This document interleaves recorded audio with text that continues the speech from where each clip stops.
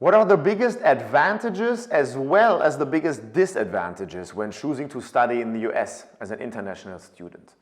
My name is Jonas, and my team and I have sent hundreds of students from around the world to study in the US. So we know them both, the advantages and the disadvantages. To be fair, we have a bias in there. This is what we do for a living. So obviously, for us, we as a service provider, we look at the advantages all the time, but we are well aware of the disadvantages, which is why I want to get started with those.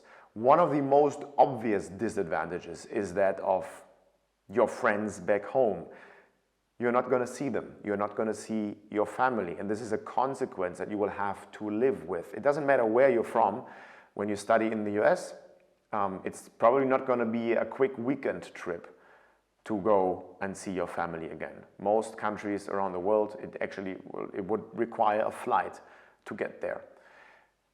With that, there's a very connected advantage, and that is you're going to meet new people. And there comes a filter, because the new people you're going to meet, especially the other international students, are those that are going to be more ambitious. Those that feel like it's worth it for me to take a leap of faith, leave my comfort zone, leave my family, my friends, and then start a new life. It's a mindset. And people who share that mindset, if you do as well, are going to be the ones that click, are going to be the ones that you can mutually elevate each other. Because it takes a certain level of courage that only if you have that, you're going to eventually make it to study in the US as an international student. The big disadvantage, the other one, the elephant in the room, I want to address that as well, are the cost. Studying in the US can often massively exceed the cost of studying in your home country. But here's where Epro 360 has a stronghold, where we actually try as much as we can to lower the cost so they become very comparable to the cost of studying in your home country, which can be for free. It matters to where you're from. There are educational systems where higher education is completely for free and state-sponsored. But here, just make sure you compare apples to apples. I'm from Germany, for example, and studying in Germany is for free. But when you compare your living expenses, you have to live somewhere and pay rent, right? You may need a car. You have to pay a little bit of fees sometimes, even though they still consider it free. And you have to pay food, whatever. All that can be lowered to study in the US with Epro 360 to around $20,000 US. That's a realistic number. I'm not saying this to advertise here, but it's just a fact that I want to state, that we have done this hundreds of times.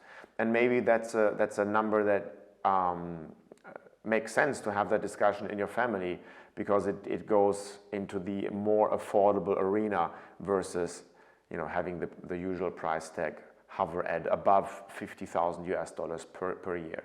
So that's just something to keep in mind. The big advantage, though, when it comes to the cost, is that studying in the US as an international student can very likely be seen as a return on invest.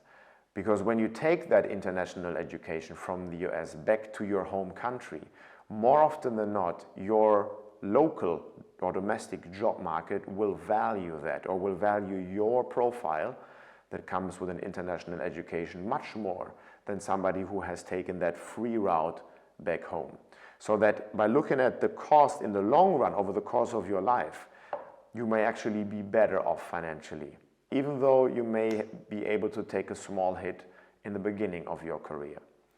Now let's switch gears a little bit and look at a completely different topic yet, and that is that of the openness of the educational system. That can be both an advantage and a disadvantage, because the best universities on the planet are often in the US for almost any subject, as well as the worst universities. The system is open to the top as well as it is to the bottom, which is why, by the way, we only send people to top 20% ranked universities. We just can't have that bottom education in the US, where really you still pay a lot of money and don't get your money's worth. This is something that we'll find out for you though, so you don't have to worry about that. But just know that even when you're from a country like the UK or Australia or some other countries where you have amazing universities, the very best are not in your home country when you're not from the US.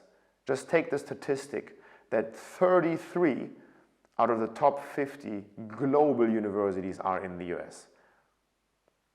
The other 37 are around the world, but there's no other country that has such a vast amount of top universities all in one place, all in one country. If you want to find out whether a top university or whether studying in the US is actually possible for you in terms of your profile and then also in terms of the finances, contact us. There is a link under this video where my team and I currently offer free consultations, meaning when you register for free, you're also going to get a free phone call. Doesn't matter where you are on the planet, we're going to call you for free, ask you a few questions and find out whether, and if so, for how much money you're going to be able to study in the US. You're going to get some concrete numbers, black on white, so you can actually talk to your family. If you like this video, please give it a thumbs up and don't forget to subscribe to this channel. If you have any quick question, also use the comment box below because my team and I will also be quick to respond within 48 to 24 hours in some cases. So use this channel if you want to, get to the US and get more information, how to make it happen. Our team is dedicated for international students to arrive there safely and get the best education possible. Until next time, bye.